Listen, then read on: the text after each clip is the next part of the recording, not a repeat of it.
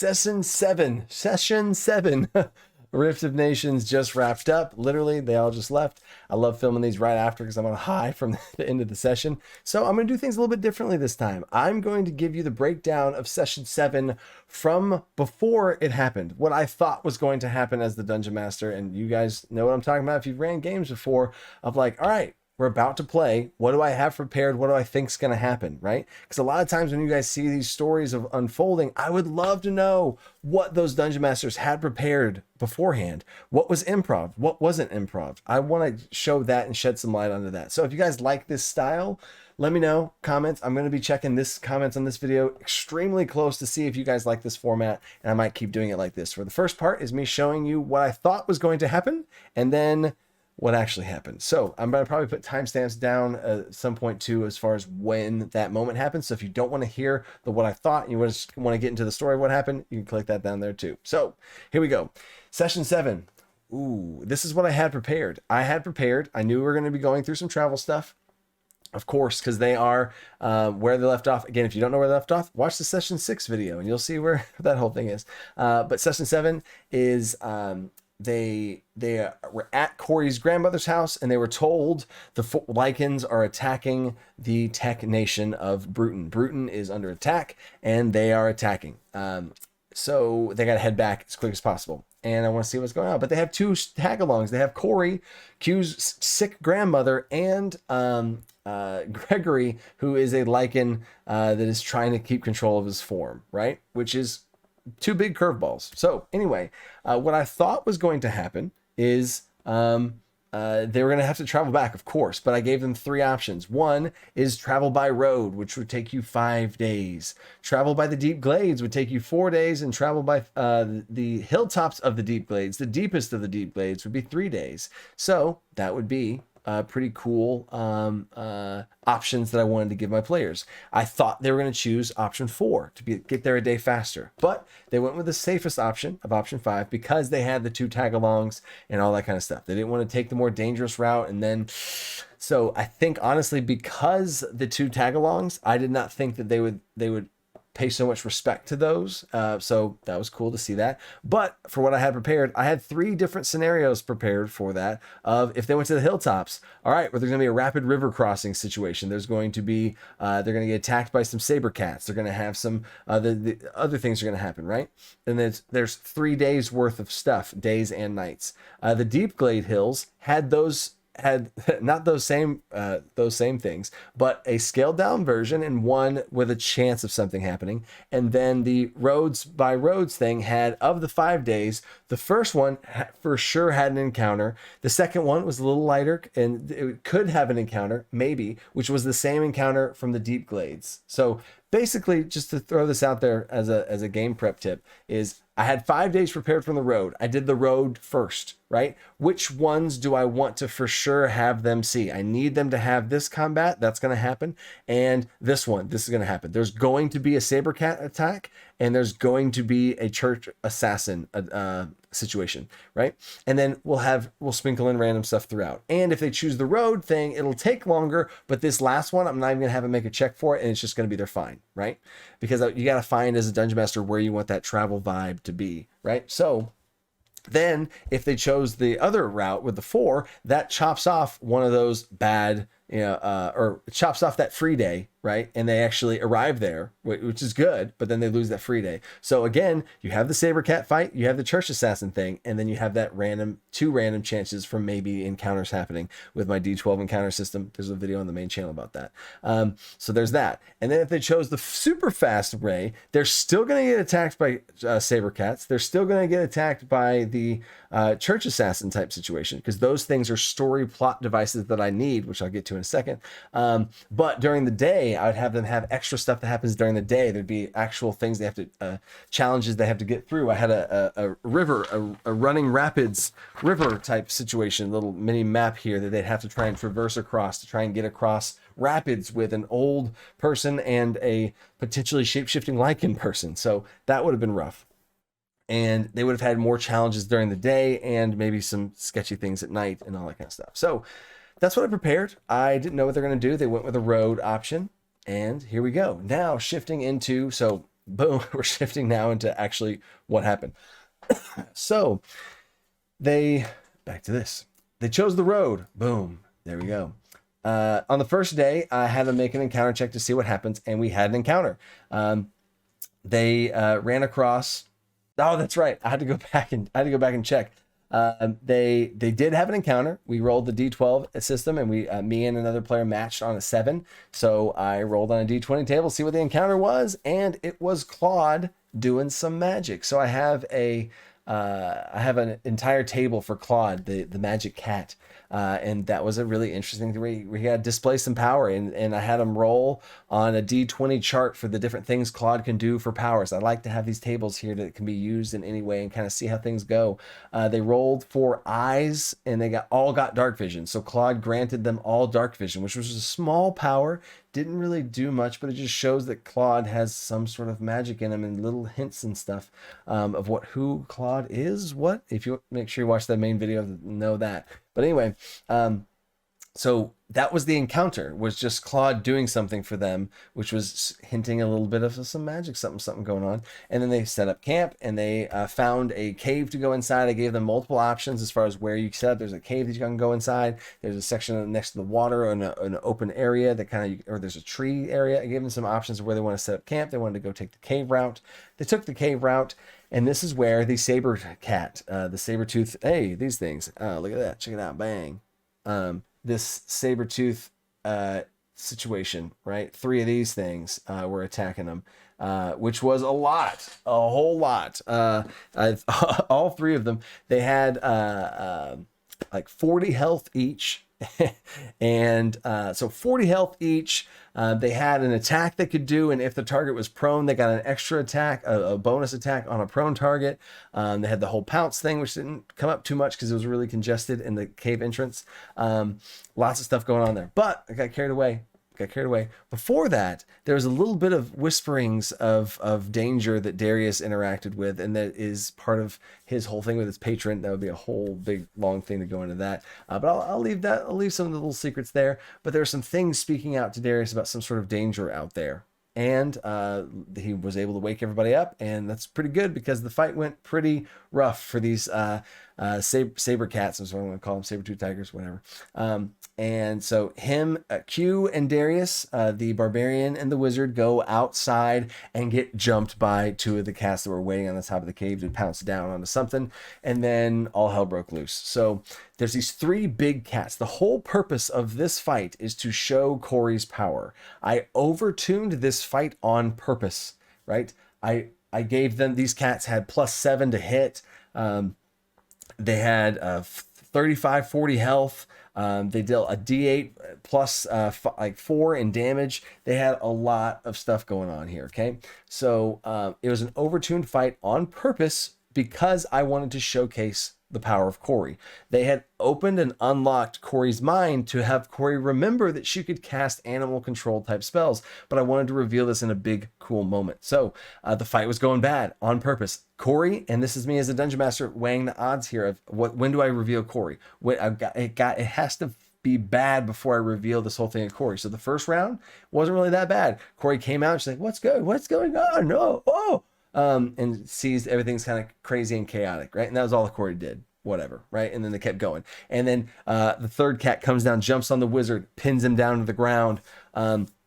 What's going on? And then everyone's all condensed. The Q, the barbarian, and one of them's getting wrapped up with. They're all like 2 of them are at half health, but it's rough. It's looking real rough. And 2 of the players look like they're about to go unconscious, and it was real bad. So one of the saber cats came into the cave to attack the artificer, who's a ranged weapon artificer person, and that was looking bad too. And then also on top of this, Gregory, the NPC that's trying to not turn into a werewolf, every round I rolled a D20 in front of everybody, which was I just had it be a death saving throw. 9 and below, bad. 10 and above, good. Death saving throw, or he transforms, and he fought it off. But then he was turning. So then now in the cave next to Corey, this Gregory starts to turn into a werewolf, which has a 1 round thing that have happened as Corey's in back. So it's looking real bad. So on Corey's turn, she mind controls one of the saber cats and turns it like completely dominates beast on the thing. The cat turns and then goes and leaps onto the other saber cat, fighting out right as Q, the barbarian, takes out one of the other ones, and then now it's two cats wrangled up together, and everything shifted really, really quickly because of Corey. And I wanted that moment to be really big as things are going really bad. But then now this werewolf curveball in the mix, and there's a lichen that's about to attack Corey, and then they charge in and take care of that. And it was really the tension got to the point where I wanted it to be, and the whole thing it was bad, it was rough, and then they made it through. That was I loved the fight. That was awesome. It did everything that I wanted to do, showcase the power of Corey and showcase the instability of Gregory, and he might shift into a werewolf at any moment. So everything settled down after that. And also Darius rolled really bad. He was pinned underneath the cat, so he made some checks at disadvantage. He was crawling around to not get attacked by the cat. Everything he was rolling extremely low, and Darius had a rough time. So that was really interesting to see. And then back to the days now. So that was day one, boom, and that was the night they got attacked by the saber cats. Day two, we had another encounter thing. Everything was fine, but I wanted to sprinkle in the rock flying overhead.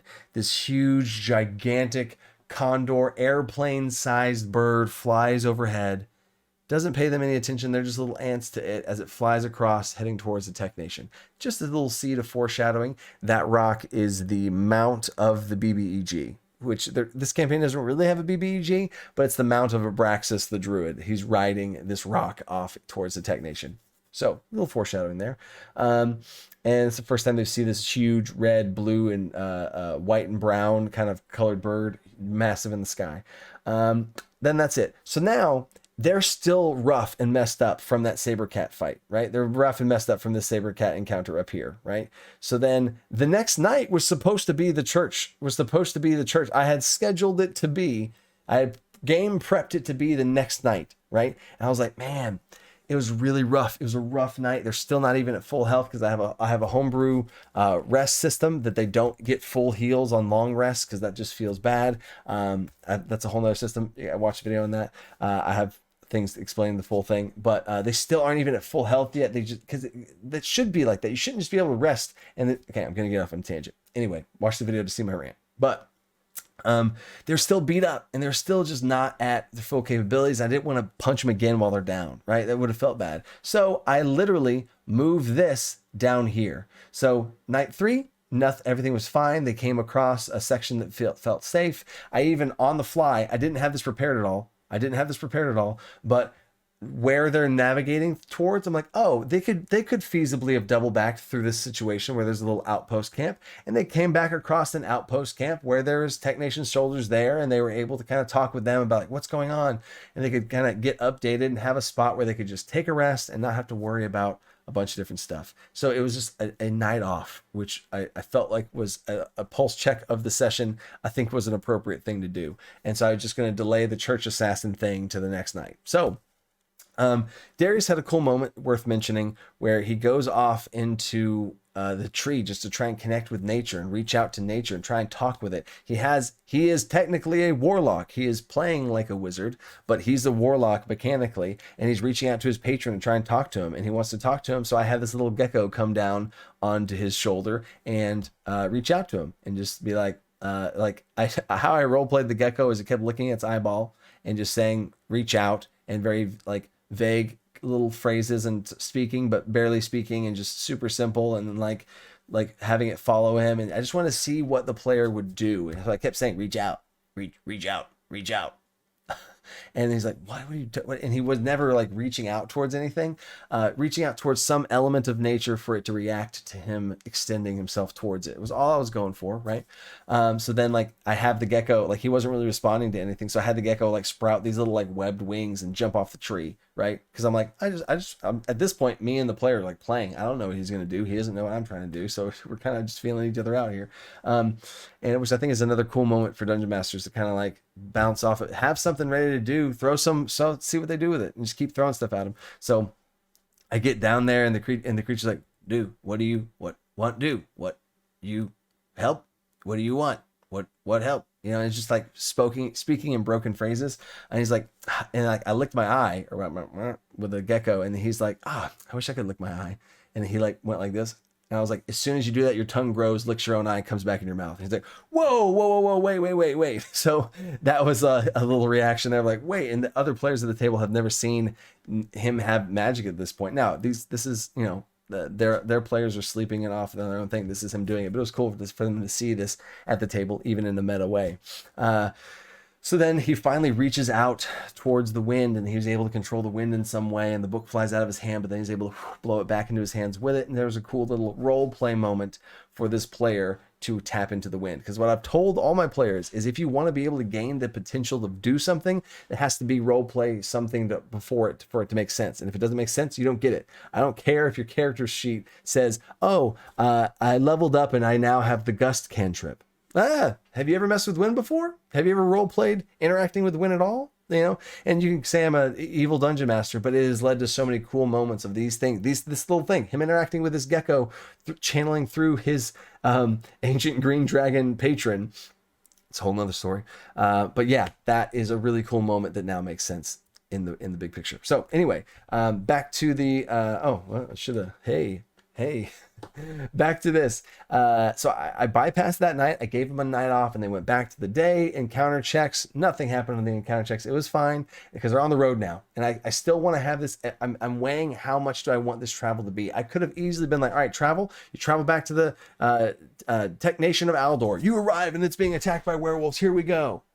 But that's not really the vibe I wanted to go for. There were some more things I want. I needed Corey to show her power with the animals and being able to control them in some way. I needed to have the church assassination type thing happen, which I'm going to get to in a second. But I needed those things to happen. So that's what the session was going to be. Those two things, which is going to be travel, and then they get there at the end of the session. That was the goal. So they had a night off. Now we're going into day 3. They have their day 3. Nothing happens. No encounters happen. They bed down for the night and the next night. And then there's some good role play stuff that they did. People are doing different stuff. That's a whole nother thing I have as far as how I run rests role play wise, which has been amazing this session. They've done an awesome job with it. I really look forward to seeing what they do each night together as they pair up in groups of 2. But I'll have a whole nother video on that too soon. Wow. So then we go into night 2. So we technically already did these. We're in night 2, which is really night 3. So I just literally swapped those. And this is a church assassination thing. The church has given the group these crystals, these memory crystals, and they have these memories in them now, and the church can track them, and they've been tracking them this whole time, and they want to go get those. They want those memories. They want those crystals, right? So they're going to go steal them back. As soon as whatever night shift that Darius was asleep is when I was going to do this. So the wizard and fighter, which Darius is the wizard, they had their night watch first, and the other 2 players slept. I didn't have anything happen that night because the church assassin was waiting for Darius to go to sleep. So then they switched, and as soon as they go to sleep, I had both of them. They were doing whatever they had their checks. They did their thing. They had their role play moment, and then I said, both of y'all make perception checks. Neither of them rolled higher than the DC I set for the sneaky guy. And so then he sneaks into the back of Darius's tent, casts a little silence bubble in that area, starts rifling through. And I was like, all right, this would feel very bad if I just have this NPC steal items from another player because these 2 players rolled poorly. I need this player to have a roll to have it feel right?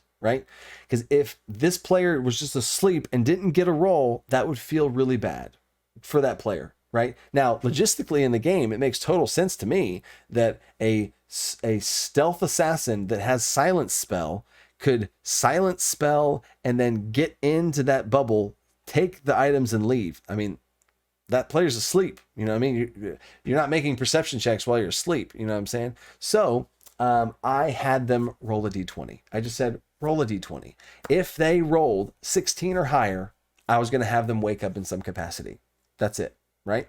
And I think that's only fair. And turns out he rolled an 18, so here we go. I was like, you wake up, you stir awake from the dream that you just had, and you see a black hooded figure in your tent rifling through your spell component bag. What do you do? And he's like, Is he making, and like, so, and there's this real, I said, right now, everything you say matters. Like, this is very quick thinking. You wake up, what do you do? Like, and I said, and I've already told my players, and they know this from me being their dungeon master before, is in these moments, you better talk to me quick, or I'm going to say he does something else. You know what I'm saying? Like, they know that I'm going to be on top of it. Cause like, you wake up, what do you do? He's like, I'm going to act like I don't see anything. Is there any sort of like, do I hear him rifling through something? I was like, interesting. In fact, I would say that your character would know this. Make an Arcana check, because his character is very versed in magic, rolled pretty high, and that's what he asked for. So I was like, he's making no noise whatsoever. You sense you're in some sort of magical dome. There is blue magic, which that's a whole nother thing going on. It's happening around you, and you don't hear anything. You gather there's some sort of silence going on, and he's like, okay.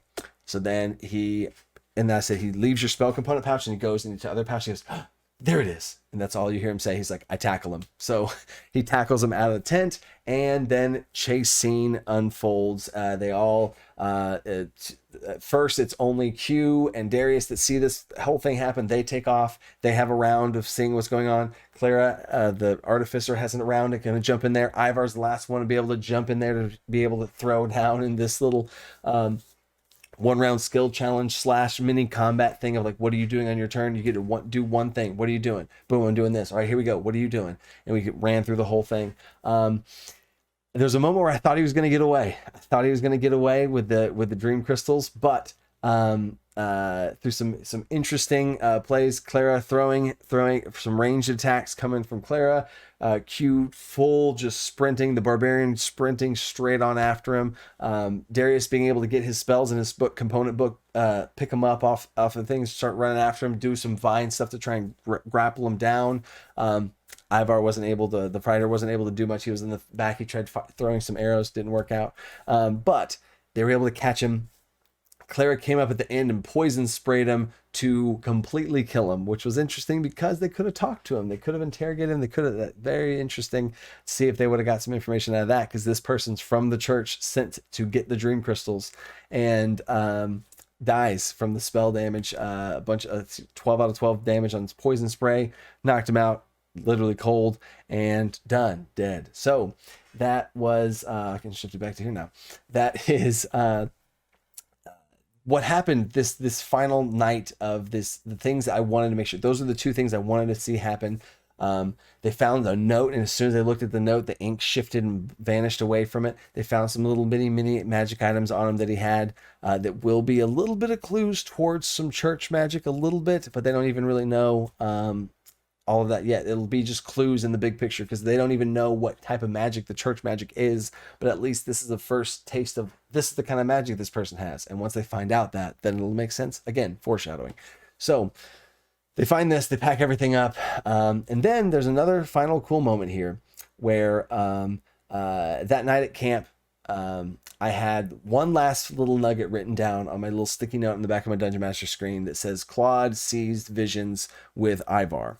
Claude is the cat, the artificer's pet cat, who's not really a cat. It's actually a druid that shapeshifted into a cat, but that's, again, watch the main video to see that whole breakdown. But Claude can do magic, and they've been kind of smelling and sensing some of that as well.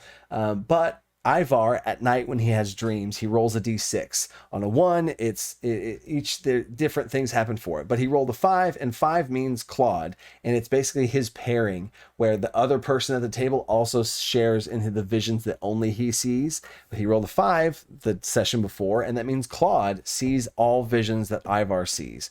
And the last vision that Ivar gets is this huge nightmare dragon coming in flames out of the campfire flames, and it's this crazy nightmare vision that he gets in the middle. He's awake. It's a daydream or day nightmare or whatever. And he sees this thing, and then Claude sees it too and reacts to it. But Darius doesn't see anything. Nobody else sees anything. And so then these two have this moment where they're seeing this thing, and then everybody calms down. Ivar calms down, shakes his head, and he doesn't see it anymore. And they kind of start talking about this. And then as they're talking, Claude still sees this thing. Claude still sees this crazy dragon in the flames. And from the Claude's perspective, you are a druid trapped in a cat's body, thinking you're a cat because you don't realize that you're a druid yet, and because your memory's been wiped. So strange thing to role play, right?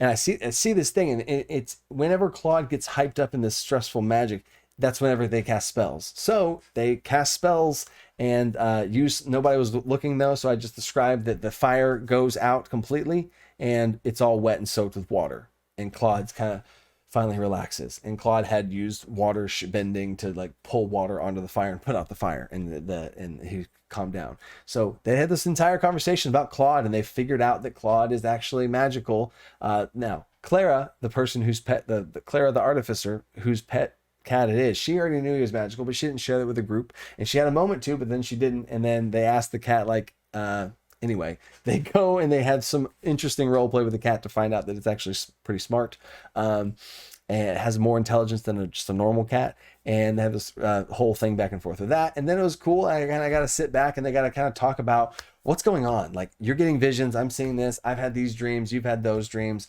Claude's magical, Corey can do magic now, like what's all this stuff that's happening? And I liked to let them sit in that moment of all these questions, all these unknowns that they've thrown themselves into, that from their own choices have led them to find out all these different things, gather up all these different people that they have along with them. And it was just a cool moment to let them kind of sit in that confusion and be able to kind of like see where their head's at and all of that. So we wrapped that up, and I the last day of travel, that fourth final day, going into the fifth day of travel, since they chose the road, the longer route, was nothing. It was just, you're on the way there, you book it, you're going there as fast as you possibly can. You pull up to the city, and then I described them arriving to Aldor, the sub-nation of Bruton, and it is getting attacked by lichens and all sorts of beasts and creatures. And that's where we'll end the session. And we dropped it there, and we'll see how next time goes. Everything went, I say according to plan, but my only plan was, like I talked about in the beginning, was, all right, saber-tooth cat fight to show Corey's power, church assassin thing to show some, maybe get some hints and foreshadowing of the church, because again, foreshadowing, and then everything else was random rolls on the random roll tables that I have. I have 3 different random roll table systems, which I guess I could talk about those separately. Comment if you want to see whole side stuff on that. I can do it on the main channel, but I do have some stuff coming up for that. Let's check that out. Anyway, and then they arrived. The final thing is, I wanted them to get to this session. I wanted them to get to this, and we'll start next session off with defending the city of Aldor. Can they do it? I don't even know. It's going to be a skill challenge that I'll get into next video for session 8. It's going to be a skill challenge, fighting to save the city and seeing if they can do it. And other NPCs' lives are at stake. And some may or may not have already died from it because they took so long to get there, which is going to be part of their consequences. So we'll see how that goes. Till next time, stay creative, think outside the box,